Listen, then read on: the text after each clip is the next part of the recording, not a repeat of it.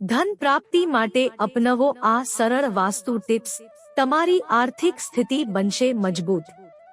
ઘરમાં અમુક વાસ્તુ ટિપ્સનું પાલન કરીને તમે પોતાના ઘરમાં સકારાત્મકતા અને સમૃદ્ધિ લાવી શકો છો। આ ટિપ્સને ફોલો કરવાથી ધન પ્રાપ્તિના યોગ બને છે। જાણો તેના વિશે। જીવનમાં પ્રગતિ અને ઉન્નતિને યથાવત રાખવા માટે વાસ્તુ નિયમોનું પાલન જરૂરી છે। આ નિયમોની અવગણના કરવાથી આર્થિક તંગીનો સામનો કરવો પડે છે। અમુક વાસ્તુ ઉપાયો દ્વારા પોતાના આર્થિક જીવનમાં સુધાર લાવી શકાય છે। જ્યોતિષ અને વાસ્તુ એક્સપર્ટ અનુસાર આર્થિક સ્થિતિ સુધારવા માટે આ વાસ્તુ ઉપાય કરી શકાય છે। ધન પ્રાપ્તિના સરળ વાસ્તુ ઉપાય। દરરોજ સવારે ઘરના બારી દરવાજા ખોલવા જોઈએ। જ્યારે સૂર્ય ઉગે છે તો તેના કિરણો ઘરની અંદર આવવા લાગે છે, જેનાથી ઘરની સકારાત્મક ઉર્જા વધે છે। તેના ઉપરાંત પ્રાકૃતિક રોશનીથી વાસ્તુ દોષ ઓછો થઈ જાય છે। વાસ્તુમાં શંખ અને પિરામિડને ખૂબ જ શુભ અને સકારાત્મક ઉર્જાથી ભરપૂર માનવામાં આવ્યો છે। શંખને પૂજા સ્થળ પર રાખવો જોઈએ। પિરામિડને ઘરની ઉત્તર દિશામાં રાખવાથી ધન પ્રાપ્તિની ઈચ્છા જલ્દી પૂરી થઈ જાય છે। વાસ્તુ અનુસાર ઘરના પ્રવેશ દ્વારની દેખરેખ સારી રીતે કરવી જોઈએ।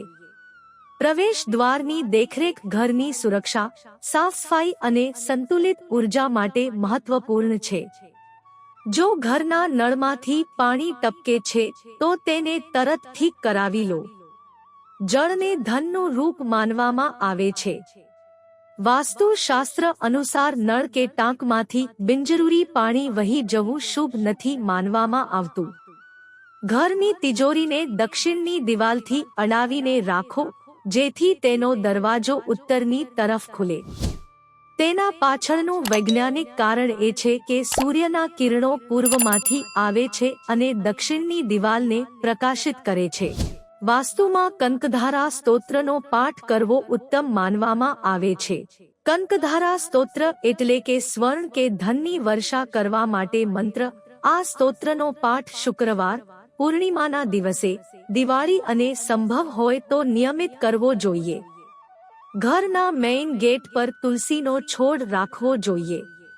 વાસ્તુ શાસ્ત્ર અનુસાર આમ કરવાથી આર્થિક સ્થિતિમાં સુધાર થાય છે। તેના ઉપરાંત ઘરની પૂર્વ કે ઉત્તર દિશામાં તુલસીનો છોડ રાખવો યોગ્ય માનવામાં આવે છે। જો તમારા ઘરમાં કાંટાવાળો, સુકાઈ ગયેલો કે દૂધ નીકળતો છોડ છે તો તેને હટાવી દો। વાસ્તુ શાસ્ત્રમાં તેને ઘરમાં રાખવું અશુભ માનવામાં આવે છે। ત્યાં જ ક્રાસુલાના છોડ ઘરમાં સકારાત્મક ઉર્જા વધારે છે।